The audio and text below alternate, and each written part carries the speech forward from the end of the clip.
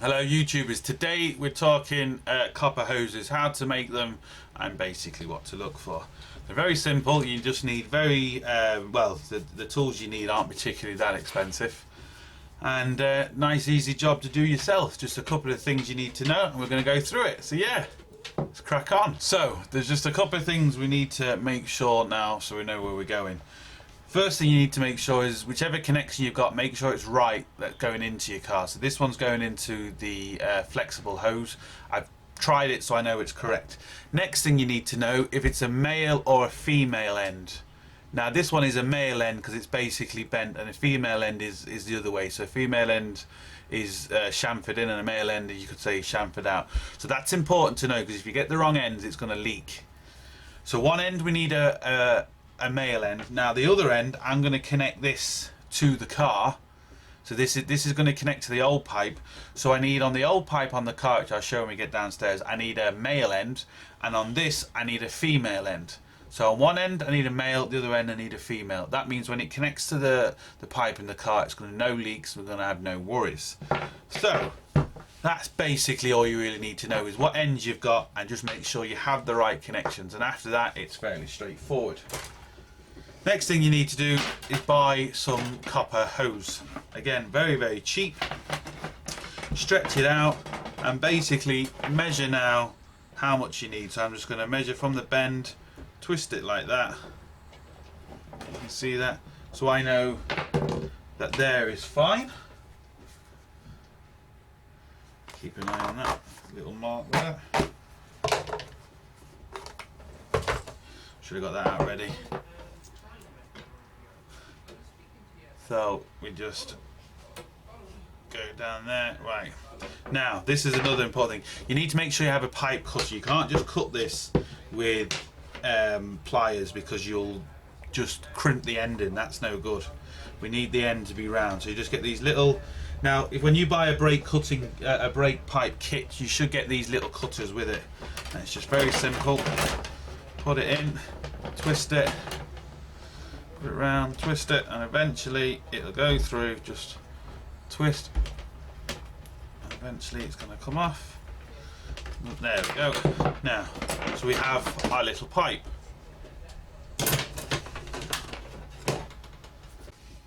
Now basically what we need to do is just follow the bend as much as we can. Now you don't have to be that precise, to be fair, but you want to get it kind of right. So we have now our bend in it. Now what we need to do, we don't need so much of an aggressive bend, but we can kind of play around that once in the car. We have a rough idea of the shape now. Now one thing people do forget to do is you want to make sure your connection's on first. Now it's not too bad once you've got one end open, but if you've crimped both ends and you haven't got your connections in, well then you have to start all over again. So make sure your connection's in. I don't need to on this particular one at first because I'm doing this end and we have an open end. Now there's loads of different types of brake making tools. This is the one I happen to have. Very simple. This one works, so you can basically work it on the car. You can get some that works in a vise, but obviously they're no good when you need to work in the car. So basically what you do is, on one end you stick your end through, it's a flaring tool, that's the word I was looking for. So you stick the end through that you need to flare, so it sticks all the way through on this particular one. This then goes in this little screw just to give you your exact how far you need it sticking out. So when I screw this in, you'll see it push the pipe out this end, so it's pushing the pipe out now. I get a 10mm spanner and just screw these fellas down, just like that. So that clamps it basically in then. There you can see, clamp and clamp. Now remove this. I can remove that, and now I know that there is just enough pipe sticking through, because basically what this does is this slides down the tube and it just allows the bit at the end just to have enough to flare out. Now on this particular flaring tool, you've got two ends. You've got a male and a female end. Now this is where I say it's important. And what you have to do, if you do a female flare, you have to use both ends. If you do a male flare, you only have to use one end. And it's important you know which one you've got. And if you're unsure, if you get the original connection and you fit it in, you'll see, like on this one for example, I don't think the camera's going to pick this up, this doesn't sit into it, so we know that's the wrong end. But if you turn it around, we can see that sits into it, so we know that this is the right end. This is the end to make the male, and this is the end to make the female. And it's as simple as this. You screw this in, and you get your spanner, and you just turn. It's as simple as that until it goes all the way down. Now, as simple as that. Like I said, some of these you can get different tools. This one I personally find the easiest ones to use. There's others out there that they're a bit tricky. So just now release these two clamps. Just release these two bolts. Slide this out. Release it a bit more. And as we can see, if you can see that, but we have a male end, which is the same as what came out, which is good. So I can now, it's important now to put this in. I might have to bend this back a slight bit just to get it over the bend. Now, it's now bent in, and it's important to get it the right way. Now, this next thing is important. This is what we have to put this in first, and we have to remember to put this in. Now I need to make, well, it doesn't really matter if I make a female or male end, but whatever end I make on here, I have to make the opposite end on the car. I'm going to make a female end just to show you the stage 2 to actually making a female end. But like I said, it is important to put this fella on first. So same thing again, put this in. As you can see, it slides all the way out, but obviously that's too much. And then just loosely screw these two down. And like I said, this then goes in, and this will, I put that in too far. Slide out a little bit.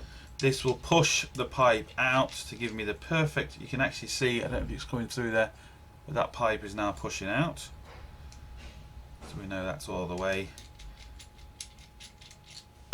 to the end of the block, but it's given us enough to flare. So again, same thing, tighten these two. Make sure these are good and tight, because if they're not tight, it can slide out of the block and you don't get a proper connection. And the last thing you want is leaky pipes, especially where these are, because these are under the tank in the car, which is a nightmare obviously. So what I'm going to do again, I'm going to make the male end first. So you screw this end in and then tighten it all the way until it stops, and you can actually feel that's obviously quite tight. Obviously when you're doing it you'll feel it. Now that's done. I'll do it now. Now undo it, and all I'm doing is turning it around. I'm putting this end in until it makes the female end. Now it is as simple as that to make brake lines. So we just screw that out, lift it around, screw this. And like I said, it is important to put these connections on. The amount of times I've made brake lines and forgot to put the connections on isn't even funny. Now, hopefully this is coming through on camera, but that is now a female end. So when I make the male end in the car, you can actually see that fits into each other. So that is my brake line, simple as that. Now obviously on some other cars they might be longer, because you know this obviously I don't need a particularly long connection. But one thing I will say is you want to make sure when you put it together you want to pump the brakes, and just make sure the brakes, nothing's leaking, because like I said, for a start this is under the tank. If I put the tank on and then test it, well then I'm going to be in trouble. So it just depends basically where it is in your car. But look, it's as simple as that. With very simple tools, a couple of spanners, you can make your own brake lines. Look, hope it helps. Thumbs up and subscribe, and don't forget, get your hands dirty. See you for the next one.